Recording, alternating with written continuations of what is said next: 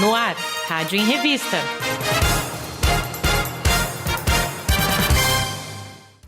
Olá, eu sou o Fábio de Lima e começa agora o especial Rádio em Revista, jornal da Rede Alesp. Vamos falar sobre saúde, educação, políticas públicas e muito mais. Então vamos a mais uma edição do Rádio em Revista.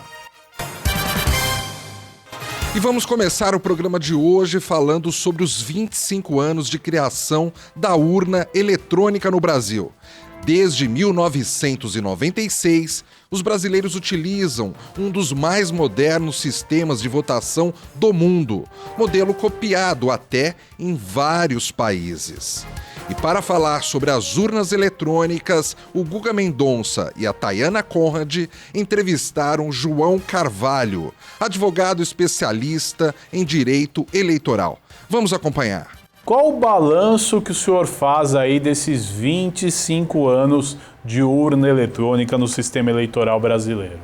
Olha, Guga, eu acho que o balanço é um balanço muito positivo, é um balanço de sucesso. Nós temos implementado no Brasil um sistema que nos trouxe segurança, muito mais do que nós tínhamos antes, nos trouxe rapidez na votação e principalmente na apuração, nos trabalhos de apuração,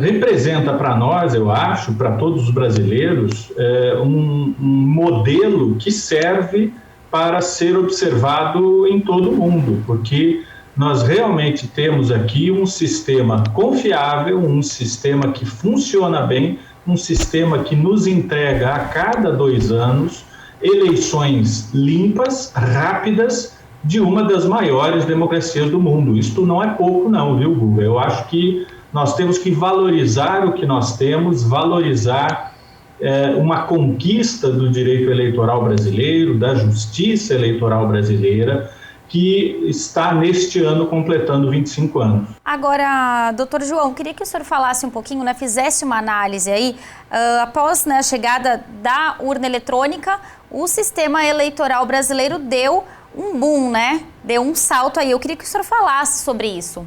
Sem dúvida, sem dúvida. Eu posso falar sobre isso porque eu ainda peguei aquele sistema antigo, ainda fiz eleições no sistema antigo. E quem trabalhou com o sistema antigo lembra-se de todos os problemas que este sistema nos trazia.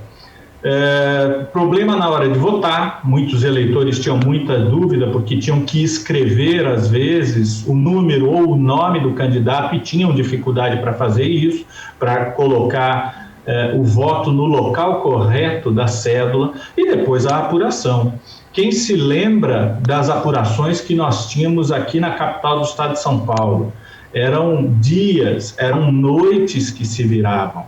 E, além do esforço físico envolvido, nós tínhamos erros que, num sistema manual, num sistema, que conta com a atuação das pessoas, acontece.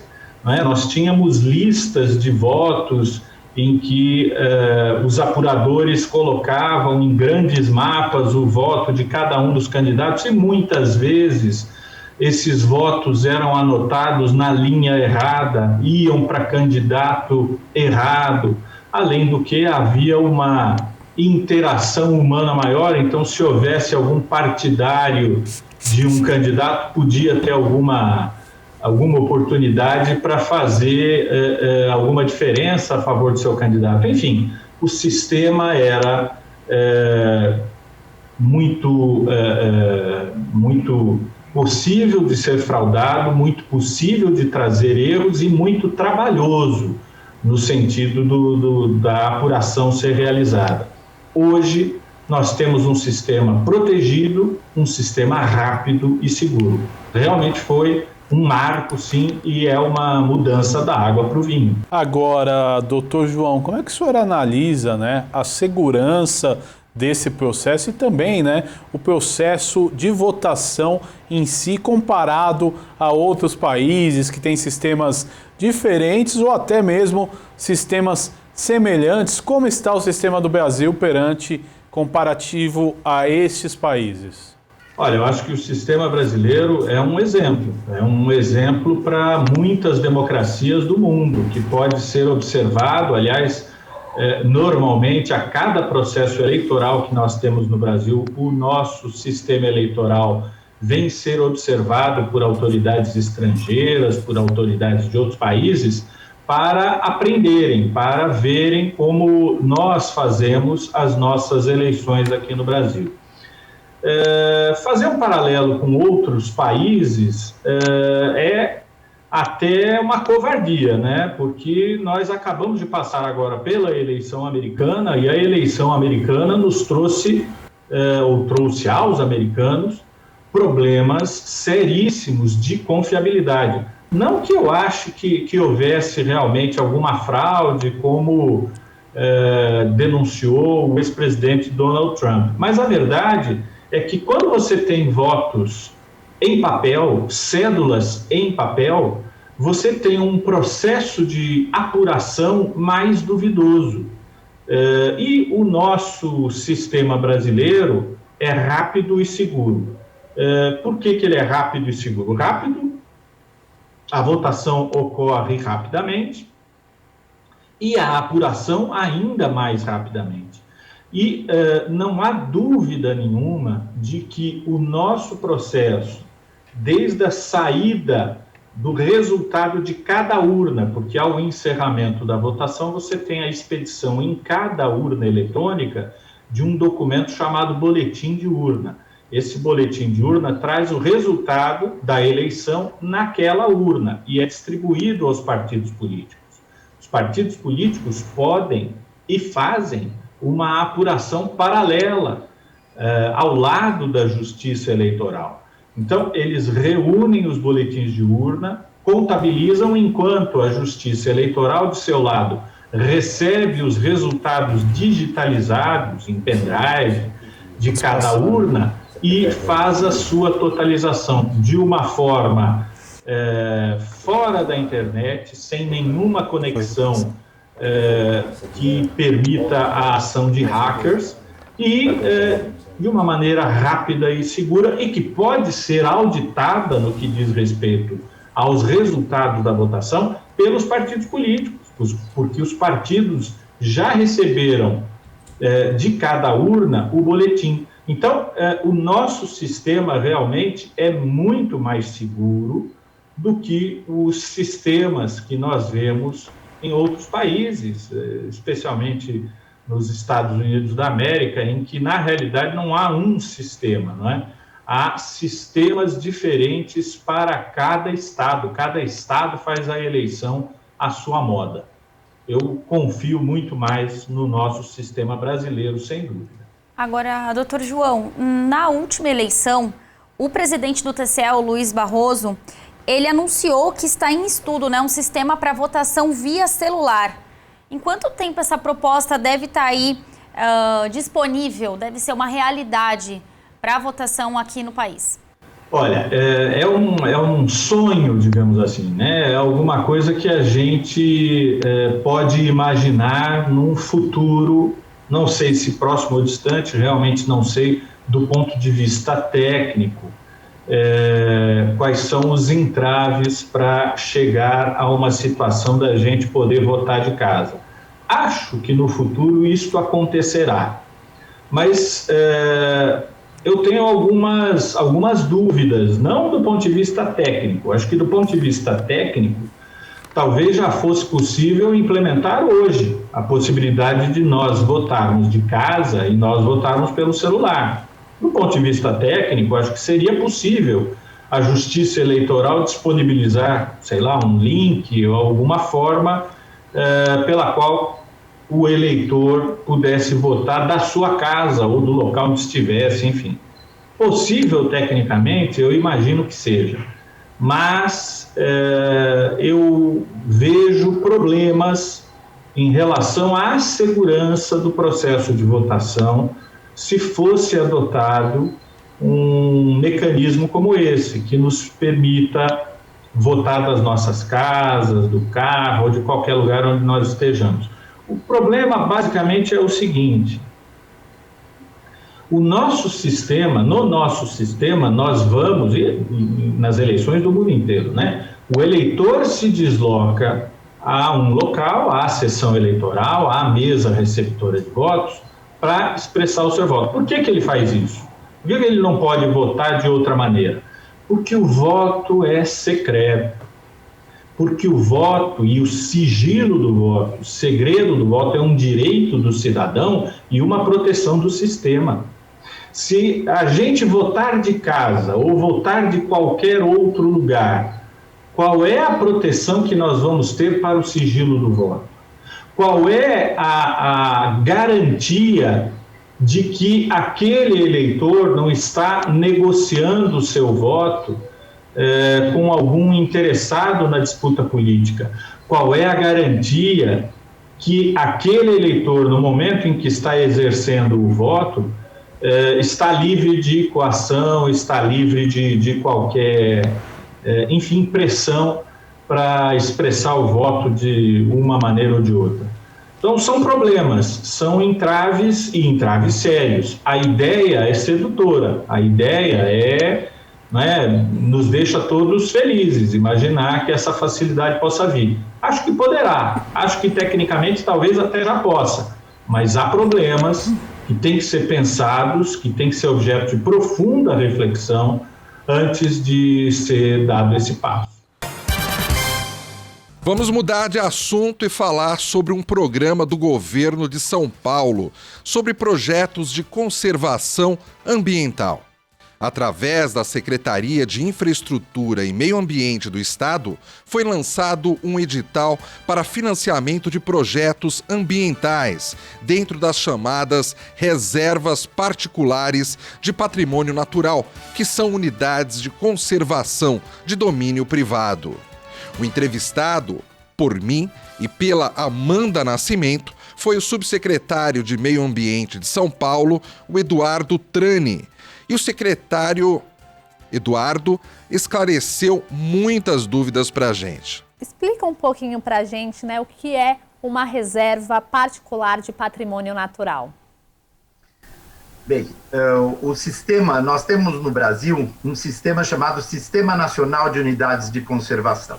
Ele dividiu vários tipos de unidades de conservação, que são espaços protegidos para manter a nossa biodiversidade, a nossa natureza, flora e fauna. E normalmente todos conhecem os parques, Os parques, as estações ecológicas, as APAs, as áreas de proteção ambiental.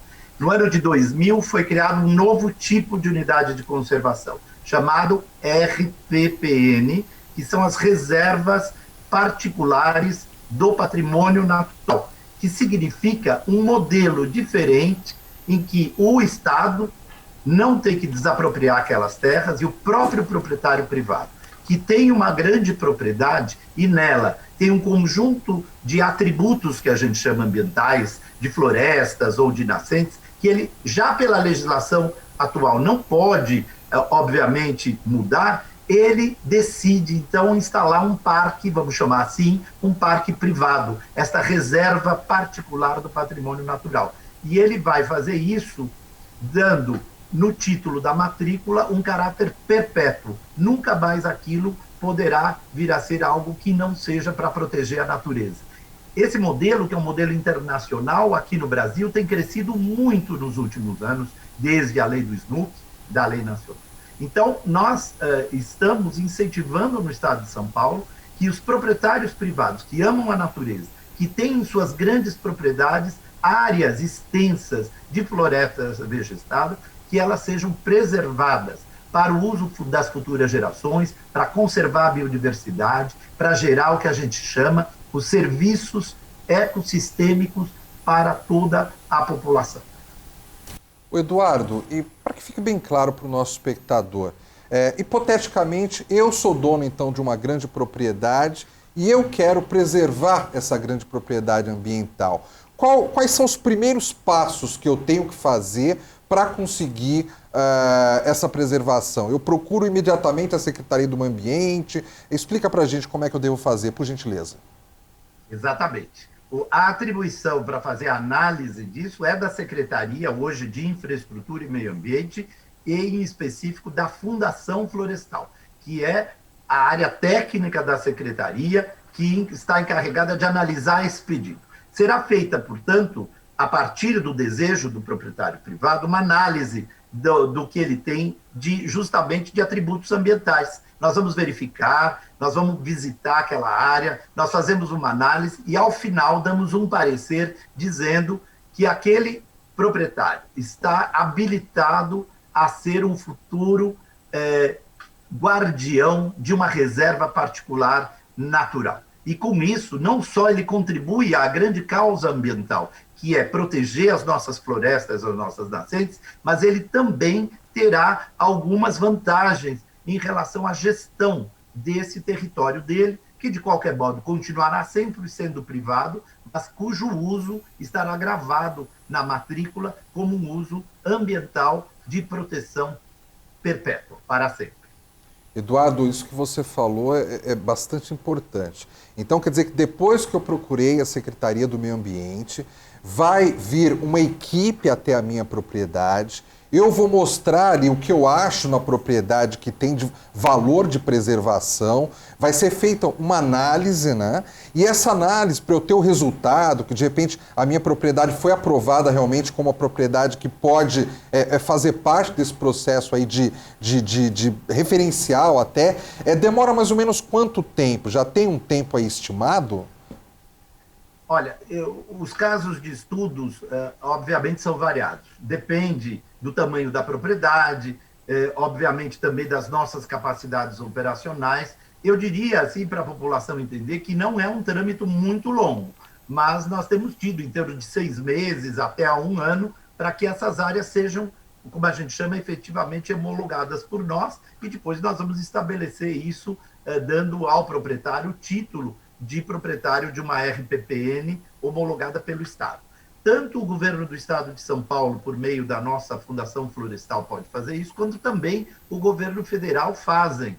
Tanto que no Estado de São Paulo, hoje, nós já temos um número importante de RPPNs, são mais de 106 RPPNs, e as nossas estaduais são 57 RPPNs. Nós temos hoje em curso 18 proprietários que estão sendo analisados e nós pretendemos, num prazo curto, em breve, poder homologar todos esses pedidos, porque quem ganha, repito, é a sociedade, com mais pessoas tomando conta das nossas áreas protegidas. Eduardo, nós estamos falando da disponibilização de recursos, né, para financiar projetos ambientais. Conta um pouquinho melhor para quem está nos acompanhando, quais são os tipos de ações, né, que vão poder receber esses recursos. Bem, eu fico muito feliz de estar aqui hoje discutindo de um tema de interesse nacional.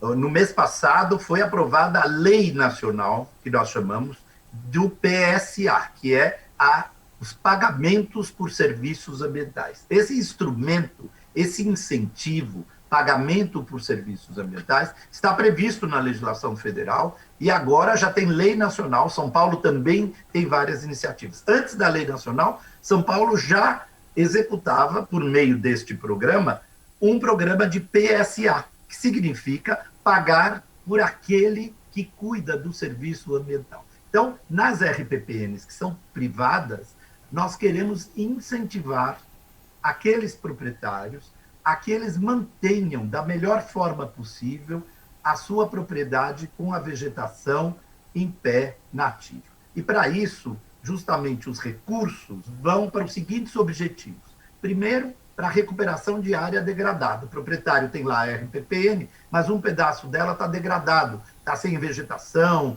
ele teve problema de fogo, por exemplo, queimada. Então, esse recurso ajuda ele a fazer obras de áreas degradadas dentro da propriedade. Também o controle de exóticas. Vocês sabem que o nosso objetivo é manter a floresta nativa, né? E muita floresta é floresta plantada. Então, nós temos o que a gente chama invasão das exóticas.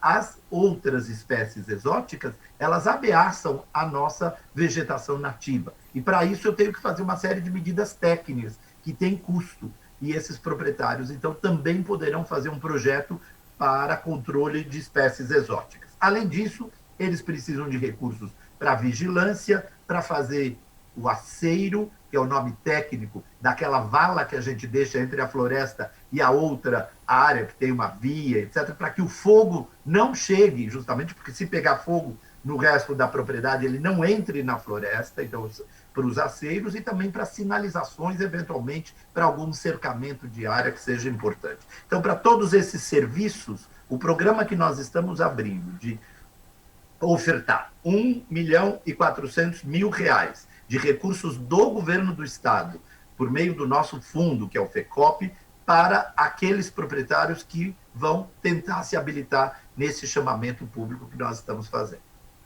Uma curiosidade, Eduardo. Vamos supor que eu consiga fazer com que a minha propriedade vire uma RPPN, né? Eu estou ali mantendo a propriedade dentro dos critérios estabelecidos, mas por algum motivo lá na frente eu quero vender a propriedade. E a pessoa interessada está interessada em comprar mantendo todo o trabalho que já vem sendo feito. Do ponto de vista jurídico, não tem nenhum problema que eu venda essa propriedade para uma outra pessoa, tem? Nenhum. Absolutamente, a sua pergunta é muito importante, porque isso, inclusive, incentiva, obviamente, aqueles proprietários que o façam. Quando ele for vender a propriedade, é lógico, ele vai vender toda a sua propriedade, com aquela parte que já está gravada, não é, como eu disse, na matrícula, à perpetuidade. Obviamente, o futuro proprietário nunca poderia, por exemplo, fazer daquela área que dá reserva dele, né, desmatar ou cortar para fazer plantação ou outro uso. Isso não é possível. Mas vendê-la, lógico que ele vai vender. Nós incentivamos essa iniciativa porque nos países desenvolvidos, sobretudo Estados Unidos e outros que têm uma campanha grande de reservas particulares, nós temos que atribuir àquela reserva algum valor, inclusive até valores econômicos. Por que não? Há inúmeros exemplos no Brasil de RPPNs que são centros de visitação de ecoturismo, de educação ambiental, de pesquisa científica, que tem valor, que pode, inclusive, cobrar ingressos para visitas, etc. Tudo isso será analisado. Então, o que nós estamos incentivando no estado de São Paulo, que a nossa beleza natural, os nossos biomas, tanto Mata Atlântica quanto o Cerrado, eles estejam mais próximos, inclusive, da utilização da população. E uma RPPN, que é uma reserva para preservar aquela natureza, ela permite que eu a utilize de forma controlada, segundo um plano de manejo aprovado sob nossa orientação, mas ele pode, inclusive, ter retornos econômicos, sociais, ambientais, de educação daquela sua propriedade. Então, um bom proprietário que tem visão de futuro, ele sabe que ele já tem uma área que ele não pode desmatar, que ele não pode cortar, que ele não pode usar porque as leis ambientais não permitem, e ele é um cara que aposta na natureza, ele quer que ele tenha uma reserva, e essa reserva pode sim ter, se bem manejada, usos sustentáveis, como eu estou chamando, de ecoturismo, de educação ambiental e também na pesquisa científica. Tudo isso são as potencialidades que esse proprietário terá. E quando ele vender a propriedade, para responder a sua pergunta, ele vai vender toda a propriedade, ela terá um valor que será tanto a parte, vamos dizer, produtiva da propriedade dele, quanto esta parte que é uma reserva de patrimônio natural. O especial Rádio em Revista faz um pequeno intervalo. Voltamos em instantes. Não saia daí. O programa Rádio em Revista volta já. Estamos de volta. Rádio em Revista. O programa Rádio em Revista está de volta. E vamos falar agora sobre reforma tributária. O Guga Mendonça e a Tayana Conrad entrevistaram aqui no nosso Jornal Diário o advogado tributarista Edson Fernandes. A reforma tributária tem hoje 3 projetos diferentes. Um desenhado pela Câmara dos Deputados, a PEC 45, outro pelo Senado, a PEC 110, e outro elaborado pelo governo federal, encabeçado pelo ministro da Economia, Paulo Guedes. O projeto de lei 3.887. Vamos saber qual o impacto que a reforma tributária pode causar na vida de todos nós, brasileiros. É um projeto da reforma tributária, é um projeto bastante polêmico. Eu gostaria que o senhor, de início, falasse aí qual das 3 propostas aí é a mais viável para a implantação da reforma tributária. Olha, Guga, são 3, como foi anunciado no início aí, são 3 os projetos hoje, né? Um que tramita na Câmara, um que tramita no Senado e um que foi apresentado pelo governo federal. Os 3, assim, em linhas gerais, os 3 seguem o mesmo caminho, né? Que é simplificar a tributação sobre o consumo. A diferença é a quantidade de tributos que se pretende unificar.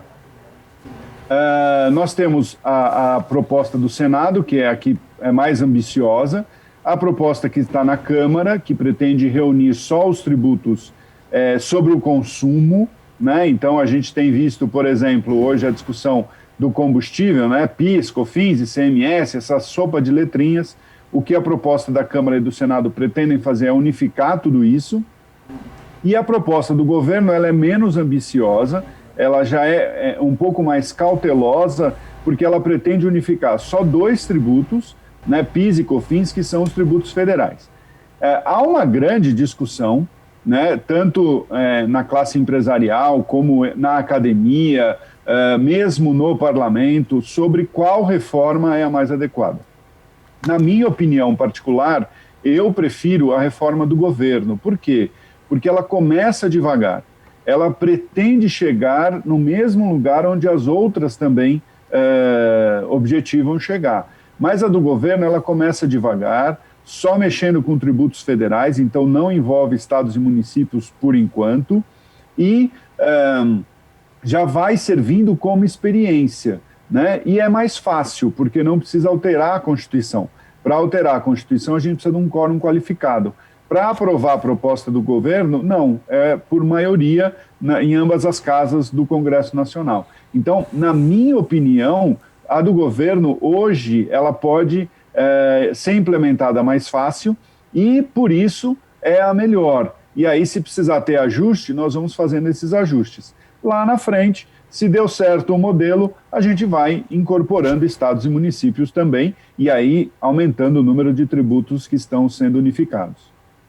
Doutor Edson, por que o Brasil precisa de uma reforma tributária? Eu queria que o senhor explicasse para o telespectador detalhadamente. Olha, Tayana, excelente questão, né? Porque se a gente tem um consenso hoje, né, como eu disse, na classe empresarial, na academia, é que precisa mudar o sistema tributário brasileiro. Do jeito que está, não dá para continuar. A grande questão é onde chegar, né? Mas, de qualquer maneira, por que é consenso a necessidade da reforma tributária? Porque eu falei para vocês, tem uma série de siglas, que são os tributos, que nós precisamos entender. Vou dar só um exemplo, que é o foco hoje das propostas. Se nós pensarmos assim, dentro da teoria clássica já, os tributos eles são cobrados ou sobre a renda, ou sobre o patrimônio, ou sobre o consumo. Basicamente são esses 3 as grandes riquezas que são tributadas.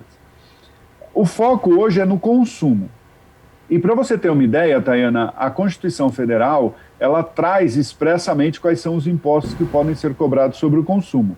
Mas a Constituição Federal, nesse sentido, ela atribuiu tanto para a União, como para estados, como para municípios, a possibilidade de cobrar sobre o consumo. Então, às vezes não, e é comum acontecer, de estados e municípios brigarem porque não se sabe exatamente quem que tem que cobrar o tributo, porque os dois, tanto estados como municípios, têm poder para cobrar sobre o consumo. Eu vou dar um exemplo bastante recente. Software, né? Software é uma mercadoria ou software é um serviço? Se for uma mercadoria, quem cobra o imposto é o Estado. Se for um serviço, quem cobra o imposto é o município. E ficou essa briga. O Supremo Tribunal Federal, coisa de uma semana ou 2, decidiu que é o ISS. Mas precisou ter toda uma discussão, chegar até o Supremo Tribunal Federal para decidir quem é que ia cobrar sobre o consumo.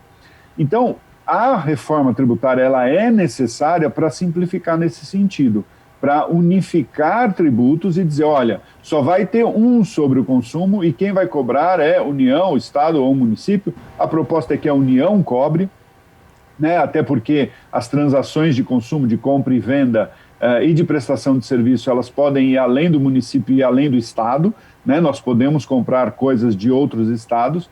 Então, as propostas, elas tentam unificar esses tributos sobre o consumo na União, o que é uma medida muito boa.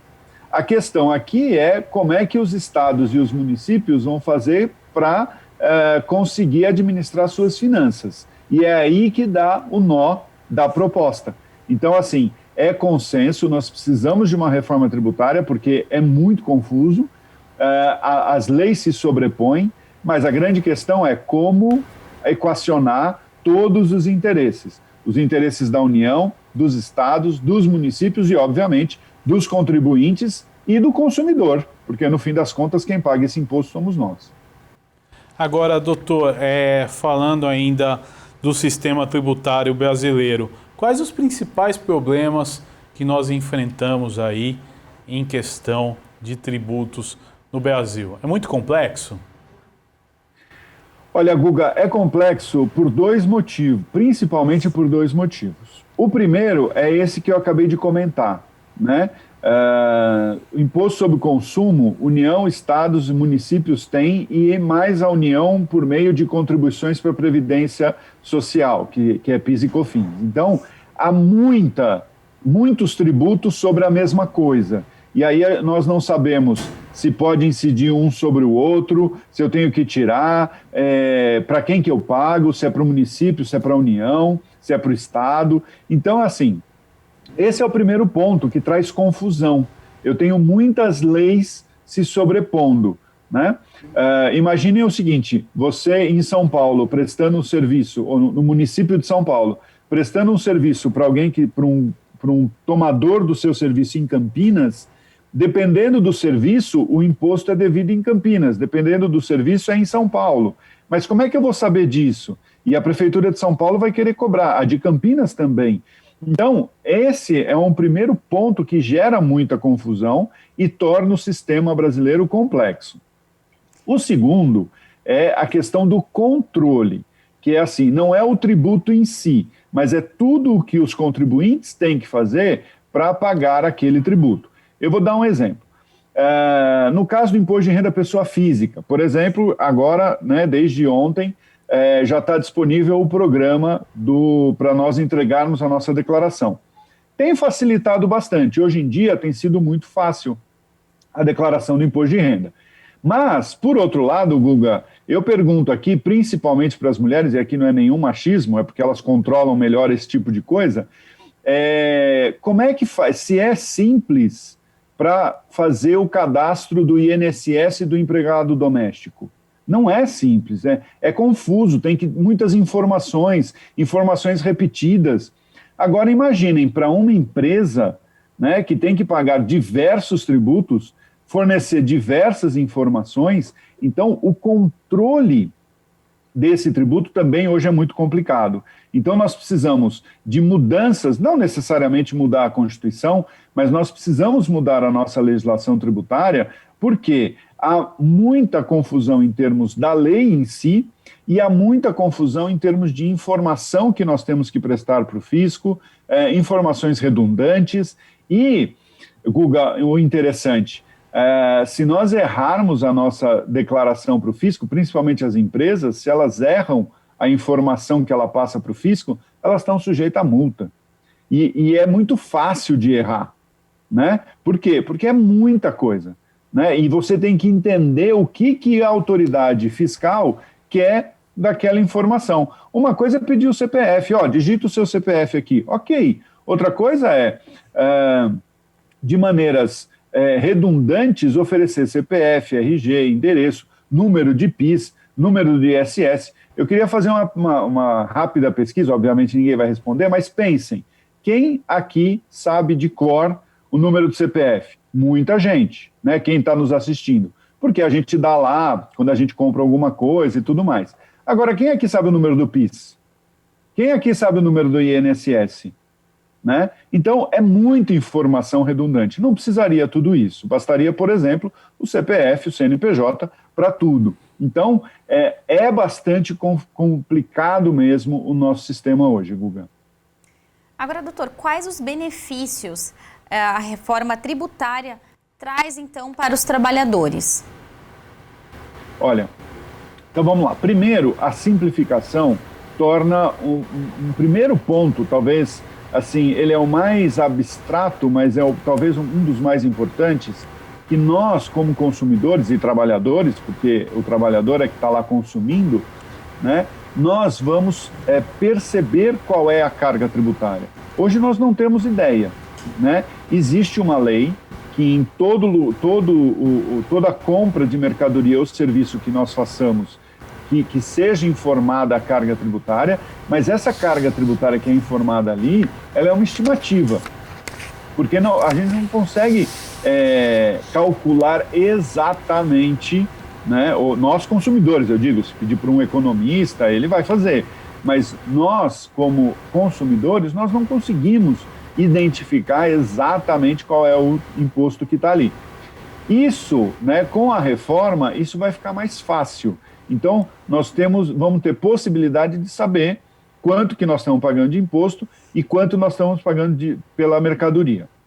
Além disso, né, Tayana, o que é importante, que pode beneficiar, é assim, reduzir a complexidade melhora o ambiente empresarial, melhora o ambiente de investimento. Isso vai, consequentemente, gerar mais emprego, melhorar a qualidade do emprego, né? E isso vai refletir, obviamente, em salários, pode refletir em redução de preço, né? Porque se a empresa não tem esse risco tributário sendo administrado, ela tem mais confiança no que ela está fazendo, ela pode administrar melhor o preço, e aí, num ambiente de concorrência, o preço cai. Então, existem vários reflexos positivos para o nosso dia a dia, para o dia a dia do trabalhador, né? Nós podemos achar que a discussão da reforma tributária está muito longe do nosso cotidiano, e não é verdade, né? Pode mexer, como eu disse, pode mexer em preço, pode aumentar emprego, pode aumentar a renda, né? Então, assim, tem um efeito no dia a dia das pessoas direto, né? E é por isso que é tão urgente que a gente faça alguma coisa. Fase vermelha do Plano São Paulo, mas quem tem filho em idade escolar sabe como é complicada essa situação de vai e volta das aulas presenciais. A Priscila Silvério e a Júlia Stanzioni conversaram sobre esse assunto com o advogado Denner Pires Vieira, especialista em direito do consumidor. E ele esclareceu dúvidas que os pais têm em relação a essa tumultuada volta dos filhos para a escola.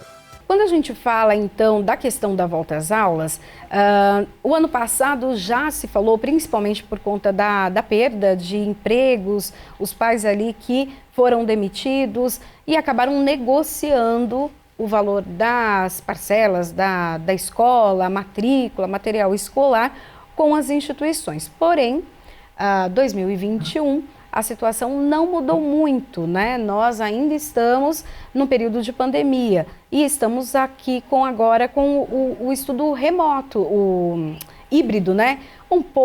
As crianças um pouco na escola, de forma presencial e também online.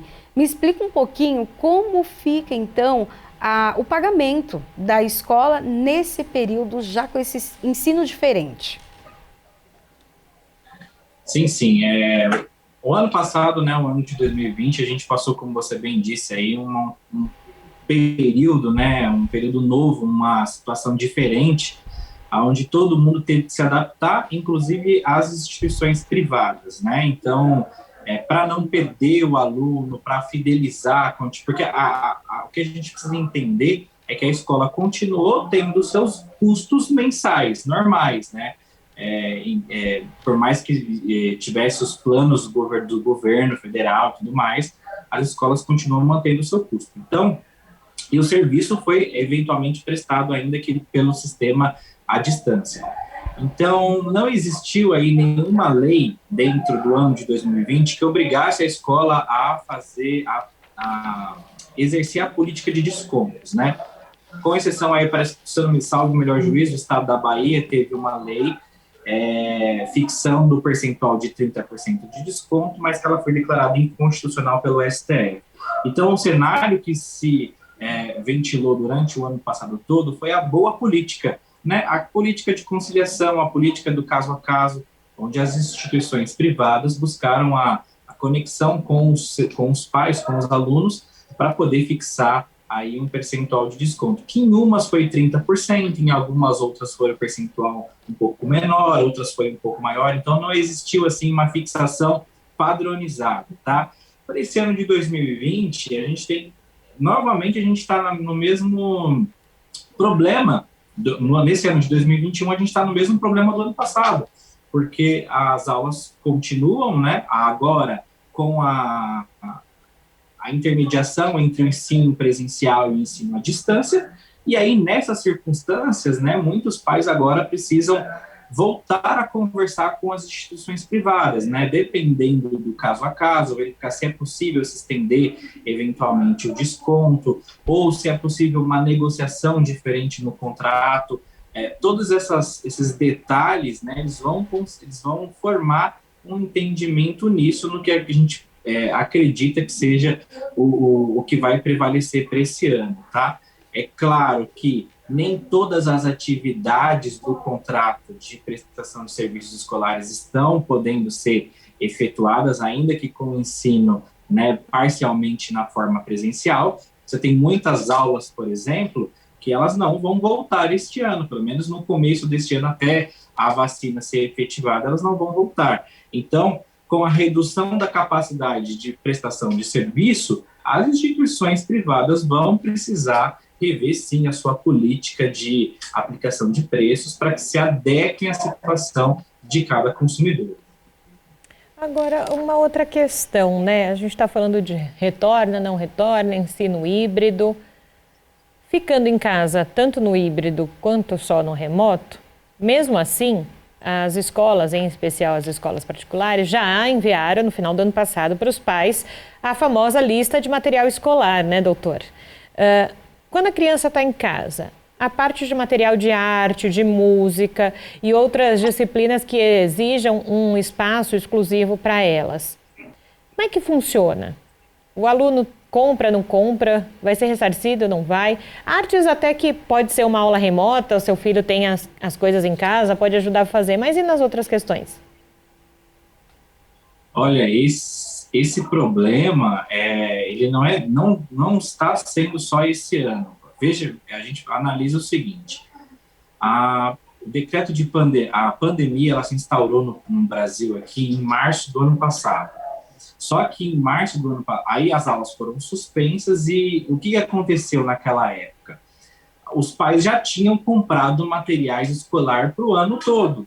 Até janeiro, fevereiro, meados ali de fevereiro, ninguém pensava que a pandemia ia se instaurar aqui no Brasil da forma que ela está hoje. Então, esse problema dos materiais escolares não é só desse ano, já está bem carregado desde dos conflitos que surgiram o ano passado.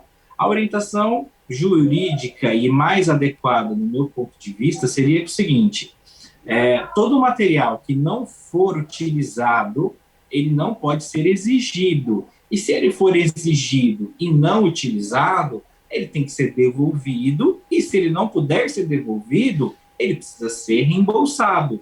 Tem espécies de material escolar que você compra que é impossível devolver, ou, por exemplo, vou dar um exemplo eu sempre gosto de usar esse exemplo. Você compra aí uma determinada quantia de folha sulfite, por exemplo, e entrega na escola no momento da matrícula, ou enfim, na data fixada para a entrega do material escolar, e se a escola utiliza esse material, não é impossível você devolver a metade do calhamaço de folhas que você comprou. Então, o material escolar que não for possível ser devolvido precisa ser reembolsado, tá?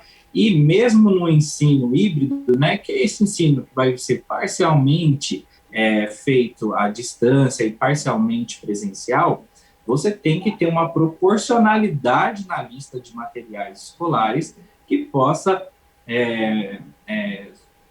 suprir essa necessidade de forma equitativa, né? Então, a escola ela não vai poder exigir a quantidade de material escolar para o ano inteiro, por exemplo, como se fosse um ano normal, porque esse ano a gente não tem ainda a gente não sabe, não tem como prever se esse ensino híbrido vai durar muito tempo. É muito provável que nos próximos meses, com o aumento dos casos de coronavírus, nós tenhamos que voltar 100% no ensino ainda online, né, no ensino à distância. Então, essa questão do material escolar precisa ser muito bem revista pelas instituições privadas para que elas não sofram aí as reclamações pertinentes ao consumidor. Doutor, e quais são os direitos e deveres, tanto dos pais quanto das instituições nesse período de pandemia, enquanto a gente ainda tiver esse ensino híbrido? Certo. Olha, os direitos e deveres, falando em detrimento dos pais, né? Os pais eles precisam adotar a sistemática de analisar o caso a caso. As aulas presenciais, elas não são obrigatórias, né? Então, se a gente for falar numa política de direitos e deveres, o pai vai ter o direito de negar que o seu filho volte 100% às aulas presenciais, né, porque elas não são obrigatórias, né? Outra questão que ambos os lados aí vão precisar se adequar é nos protocolos de segurança, né? Então, a instituição privada, ela vai ter a obrigatoriedade de seguir à risca o protocolo de segurança feito pelo governo do estado, para que garantir, né, o mínimo do distanciamento social, as políticas de higiene, né, o álcool em gel, a limpeza das salas, né? Então, tudo isso está dentro do plano de retomada das aulas. Isso desde o ano passado, e ele vem sofrendo aí diversas alterações pertinentes, tá? Então, as escolas vão ter a obrigatoriedade de seguir isso, né? A contrapartida, nessa questão financeira, né, o pai, o responsável financeiro pelo aluno, ele não tem o direito de exigir compulsoriamente o desconto, mas ele tem o direito de levar a sua demanda até a instituição ou até mesmo aos órgãos de defesa, né? Aqui no estado de São Paulo a gente tem o PROCON, para que o PROCON busque uma intermediação naquele caso a caso, né? O pai que se sentir lesado, ele tem o direito, né, de buscar os seus direitos dentro dessas instituições. As escolas, elas estão se esforçando muito, pelo pouco que a gente conhece, né, pelo que a gente auxilia, né, dentro da nossa atividade, a gente percebe um esforço das escolas em manter as matrículas, tá?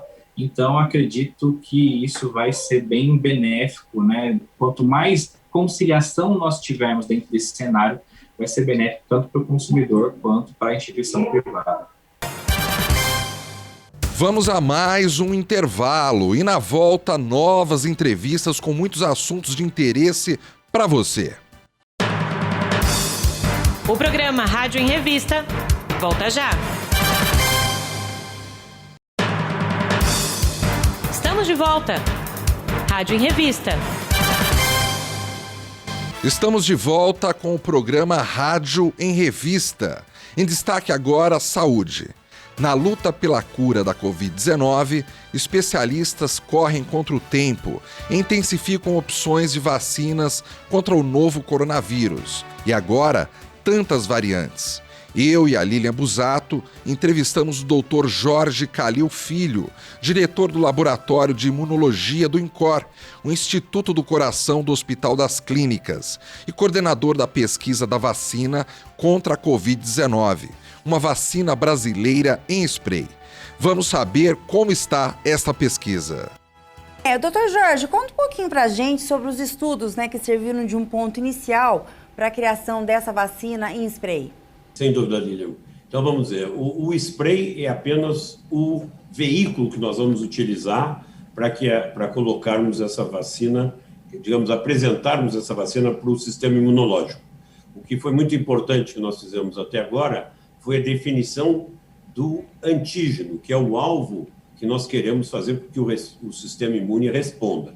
Então, para isso, nós estudamos aí 220 convalescentes, ou seja, pessoas que tiveram a doença e que se curaram da doença. Nós obtivemos o sangue dessas pessoas e estudamos qual é a resposta de anticorpo, que era importante, e qual é também a resposta celular. A resposta celular é muito importante, que é feita pelos glóbulos brancos chamados linfócitos. Porque, enquanto que os anticorpos, eles neutralizam o vírus e não deixam o vírus entrar na célula, mas se por acaso o vírus entrar na célula, nós temos as células chamadas citotóxicas, que matam as células infectadas. Então, quando a gente faz a vacina, idealmente nós temos dois tipos de resposta. E as vacinas que estão aí, até agora, são de dois tipos. As vacinas que usam o vírus inativado, ou seja, o vírus morto, que é uma forma antiga de fazer vacina, e as outras vacinas todas apresentam uma proteína do vírus, que é a proteína do spike, da espícula, que induz anticorpos neutralizantes. Mas nós estudamos também as outras proteínas que são alvos da resposta celular, e nós estamos fazendo, então, uma vacina que é diferente em termos dos alvos da vacina. Ao mesmo tempo que nós estávamos estudando isso, nós trabalhamos muito numa formulação que pudesse ser utilizada por via nasal. E por que por via nasal? Porque a doença é uma doença fundamentalmente do sistema respiratório. É claro que ela é sistêmica também, mas ela entra pelo sistema respiratório. E nós, nesse sistema de imunização nasal, nós vamos fortalecer o sistema imune desde as narinas até a orofaringe, brônquios, até chegar ao pulmão. Ou seja, nós vamos induzir que nessas regiões, seja produzido muito anticorpo que é característico das mucosas, chamados IgA, o imunoglobulina A. E vamos fortalecer todo o sistema celular residente ali. Com isso, nós vamos evitar, como a Lilian falou, que seja dada uma injeção, mas, sobretudo, nós vamos trabalhar para fazer com que o indivíduo não só não tenha doença, mas também que não transmita mais a doença, porque ele vai matar completamente o vírus que entrar pela sua narina. Então, nós já estamos avançando bastante, nós já testamos bastante em animais, em camundongos, nós vimos que a ideia funciona, agora nós estamos trabalhando como que nós vamos engenheirar essa proteína da vacina da melhor forma para que ela seja facilmente produzida numa fábrica de vacinas. Agora, doutor Kalil, eu fico lendo aqui a pauta que a gente tem aqui da entrevista, e na pauta está dizendo que se tudo der certo, vocês pleiteiam conseguir a aprovação dessa vacina até o final deste ano.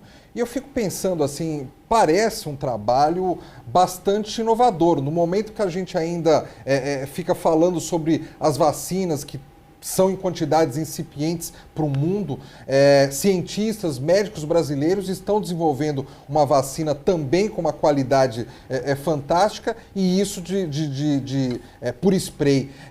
Isso é uma atividade isolada aqui do Brasil, ou mundo afora existem outros núcleos de profissionais da área médica tentando desenvolver algo similar, doutor? Fábio, é um pequeno engano, nós não teremos tempo de terminar essa vacina até o fim do ano. Até o fim do ano, nós queremos começar os ensaios em gente, chamados ensaios clínicos, que devem se estender aí durante o ano que vem. Nós pretendemos que essa vacina esteja pronta no fim do ano que vem. Veja, as vacinas que surgiram até agora, elas são oriundas de plataformas de desenvolvimento de vacina que estavam mais ou menos prontas. Por exemplo, o Instituto Jenner, lá em Oxford, que é um centro enorme, belíssimo, super equipado para fazer vacinas, eles usam o vírus, o adenovírus de chimpanzé para desenvolvimento de vacinas. E estavam desenvolvendo vacina contra ebola, contra a zika e também contra a MERS, que é um primo do SARS-CoV-2 que causa Covid. Quando surgiu a Covid, eles logo pegaram essa proteína da spike, porque nos estudos deles, da MERS, que é o primo do SARS-CoV-2, eles já mostraram que a spike, que era a proteína para fazer anticorpo, e começaram a fazer a vacina, e a vacina intramuscular. Então, eles não fizeram nenhum tipo de adaptação para outra via de administração. Eu acredito que tem outras pessoas trabalhando com isso no mundo. Eu não sei, porque ainda não publicaram os trabalhos. Mas o que nós estamos fazendo, eu acho que é bastante inovador em vários aspectos. A via de inoculação nasal, que eu acho que sem dúvida deverá trazer resultados excelentes, e além disso o antígeno, a descoberta desse antígeno, ou seja, o alvo da vacina, com um misto de alvos para anticorpos e misto de alvo para células, esta realmente é a única, eu tenho certeza que não tem ninguém que tem os mesmos dados que nós temos. Agora, doutor Kalil, continuando com esses testes e conseguindo, sim, os resultados positivos, depois a aprovação da Anvisa, no Brasil se tem capacidade, por meio do Butantan, ou da Fiocruz, ou por meio da própria universidade aqui em São Paulo, de se fabricar em larga escala esse tipo de produto? O senhor já tem algum estudo em relação a isso? Sim, sem dúvida, nós estamos fazendo alguma coisa que possa ser fabricada no Brasil. Veja, o tipo de formulação para administração nasal é algo simples, não é nada muito complicado, nós estamos fazendo algo que seja simples. O mais complicado seria esse que eu falei, que é a base da vacina, que é o antígeno. E nós queremos produzir uma proteína por tecnologia de DNA recombinante. Sim, o Butantan faz, a Fiocruz faz, a universidade sem dúvida não, mas tem também laboratórios farmacêuticos privados brasileiros que detêm esse tipo de tecnologia e que podem fazer, uma vez já que Butantan e Fiocruz já estão sobrecarregadas com os projetos que eles estão, trazendo essas vacinas do exterior, essa nossa vacina brasileira poderá ser feita por um laboratório farmacêutico que, por outro lado, é muito mais ágil, inclusive, que as estruturas públicas para fazer esse tipo de coisa. Doutor, com relação aos custos, é um produto que pode ser colocado à disposição das pessoas? Olha, o custo vai ser um custo bem mais barato que as vacinas que estão aí, mas independentemente disso, o custo sempre é negociado com o Ministério da Saúde, porque a nossa intenção é que essa vacina sirva aos brasileiros e que seja distribuída gratuitamente pelo SUS. E o preço será realmente muito acessível, sem contar com o fato que os recursos vão ficar no Brasil, nós não vamos perder divisa para o exterior. Então, eu acho que, do ponto de vista econômico-financeiro, vai ser muito bom para o país. Em relação ao atual estágio da vacina, dos estudos, né? Foram testados em camundongos. Até agora, os resultados são os esperados? Já teve algum tipo de contraindicação que precisa ser trabalhada? O que o senhor pode falar sobre o atual estágio dos estudos?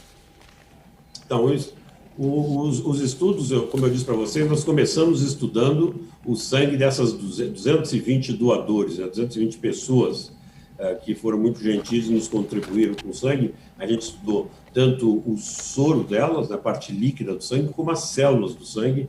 Para determinar isso, nós sintetizamos um grande número de fragmentos da proteína que nós evidenciamos por bioinformática. Tem um trabalho aí de base que é muito importante, até nós chegarmos aos estudos em camundongos. Então, nos estudos em camundongos, nós também fizemos muitos tipos de formulações, várias composições diferentes dos antígenos, para que a gente chegasse na melhor formulação e no melhor antígeno.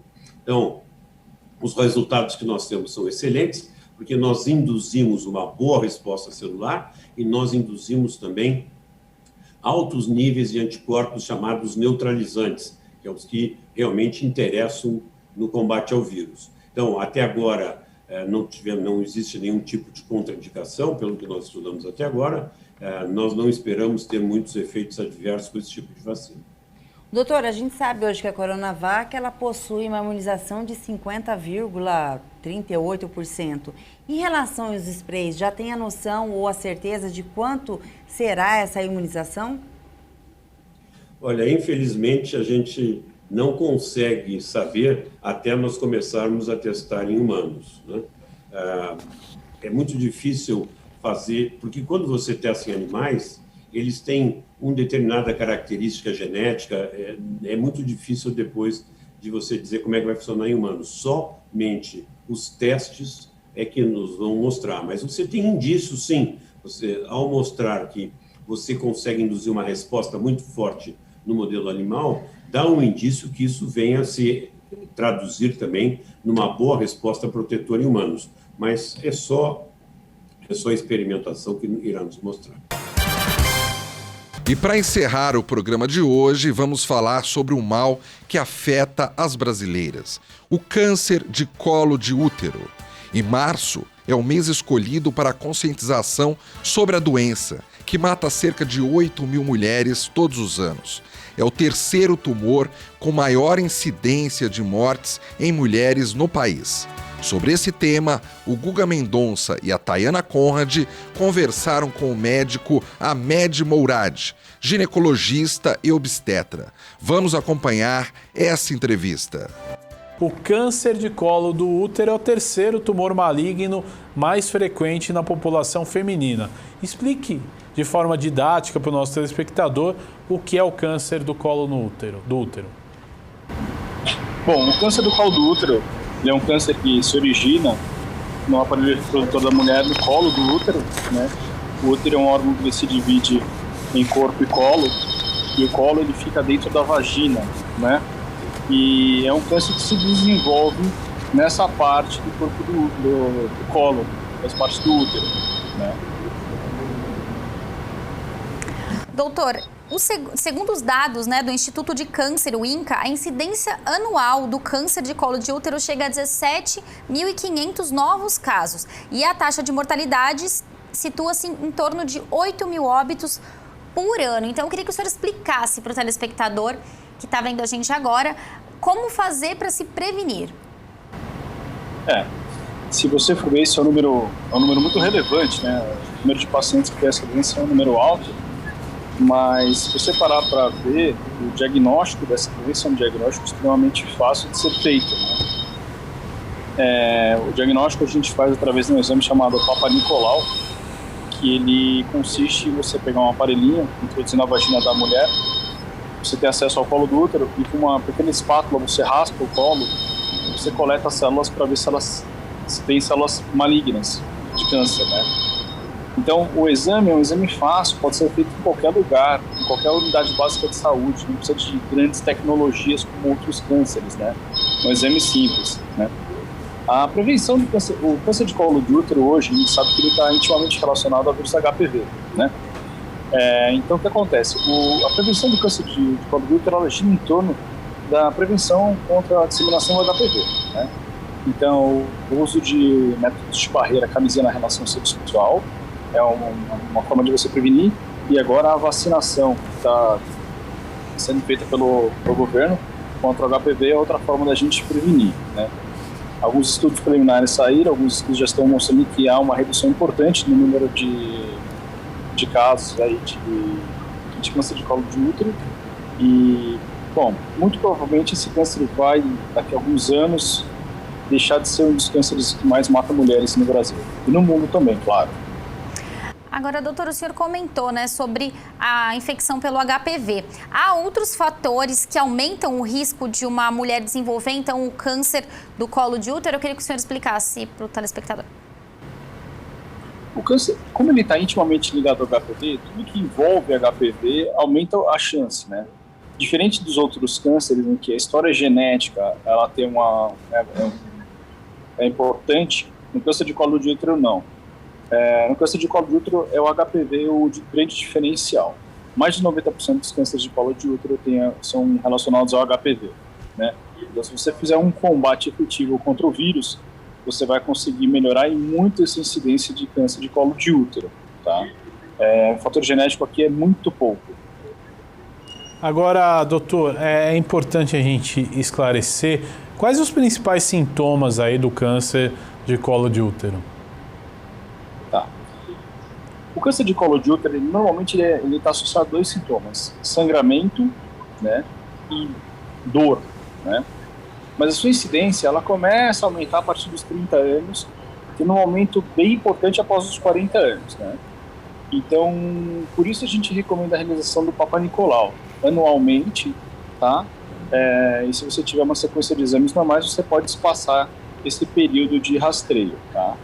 Mas os sintomas principais são sangramento, principalmente na relação sexual, ou dor, ou pode vir os dois juntos, claro, associados, tá?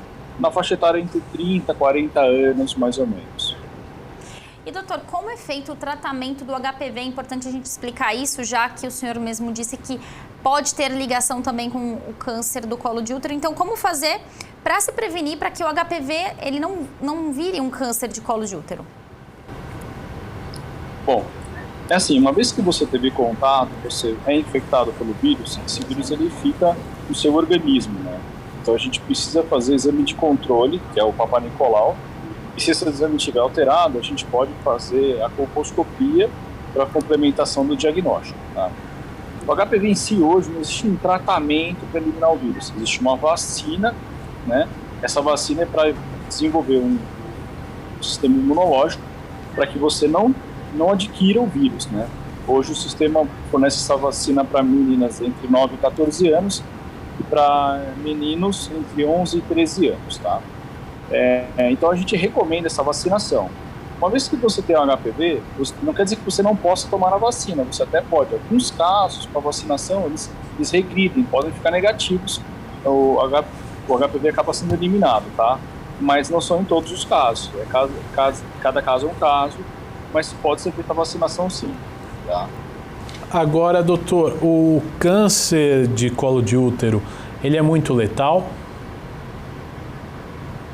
Como todo câncer, depende do momento em que você faz o diagnóstico, né? Quanto mais precoce o diagnóstico, maior a chance de sobrevida e mais fácil é o tratamento.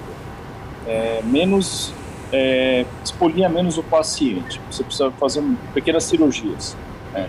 Quanto mais avançado menor a probabilidade de cura, maior o risco de morte e as cirurgias, os tratamentos passam a ser mais agressivos, né? Acabam causando mais mal ao paciente, né? Vamos dizer assim, né? Ele exige mais do paciente. Então, sim, o ideal é você fazer um diagnóstico, um rastreio, para você pegar uma lesão inicial e fazer um tratamento com alto índice de cura e com baixo risco para o paciente. Agora, doutor, outra questão que é muito importante, né? O senhor falou na cirurgia, quais outros tratamentos são usados? Quimioterapia, radioterapia, qual que é o processo e quando cada paciente se enquadra em cada tipo de tratamento? Então, assim, tudo vai depender do grau, do estadio da lesão, né? Lesões iniciais, você pode fazer uma pequena cirurgia, que se chama um cone, em que você tira um pequeno pedaço do colo do útero e você pode ter cura, tá? Lesões maiores, você pode ter que fazer a retirada do órgão, do útero, né? Algumas vezes você faz a retirada do órgão e faz uma radioterapia. E casos mais avançados, você faz a radioterapia e pode tentar a quimioterapia. A maioria dos cânceres de colo de útero não responde bem à quimioterapia. É a radioterapia que resolve, né? Mas o ideal mesmo é fazer o rastreio e fazer essa pequena, se for necessário, algum procedimento que seja feito o cone. Porque de todos os procedimentos, ele é um procedimento extremamente fácil, um procedimento simples e que traz a cura para o paciente. Então, por isso a importância do rastreio. Você rastreia, você pega uma lesão inicial, faz uma pequena cirurgia e cura o paciente. Infelizmente, há pacientes que fazem o Papa Nicolau, tá normal, e acabam perdendo o segmento. Depois de 4, 5 anos volta para fazer o segmento e está com uma lesão avançada e aí precisa fazer uma radioterapia ou uma cirurgia de grande porte, nem sempre consegue cura, às vezes desenvolve outras doenças como aderências. Então, o ideal é o rastreio e diagnóstico precoce. Agora, doutor, outro fator que gera, né, bastante dúvida na população é a questão do HPV. É importante a gente explicar como é feita a transmissão até para que as pessoas aí possam se precaver. Bom, a transmissão do HPV é basicamente sexual, né? Tem através do sexo convencional ou sexo oral também, você pode ter a disseminação desse vírus. Ele não é intimamente ligado ao câncer do colo do útero. Ele está ligado ao câncer do colo do útero, câncer de útero, câncer de pênis, câncer na boca. Então, o que acontece? Ele é um vírus que ele tem uma predisposição à formação do câncer, né? Então, as diferentes formas de sexo podem disseminar esse vírus, né? O HPV ele tem vários subtipos, né? Existem os subtipos que são mais relacionados a câncer, os de alto grau, e os de baixo grau, que são desenvolvidos pelas lesões, principalmente as verrugas nas regiões genitais, né? A gente faz, logicamente, acompanhamento, principalmente de alto grau, porque a paciente que tem um alto grau, ela tem uma maior probabilidade de desenvolver um câncer de colo de útero. Não necessariamente a paciente vai ter só o alto grau ou o baixo grau, ela pode ter os dois tipos, né? Ela pode ter o alto e o baixo grau. Então, por isso a importância da gente fazer esse controle, tá? E o diagnóstico, claro, do vírus. O programa especial Rádio em Revista chegou ao fim. Obrigado pela sua audiência e até o nosso próximo encontro. No ar, Rádio em Revista.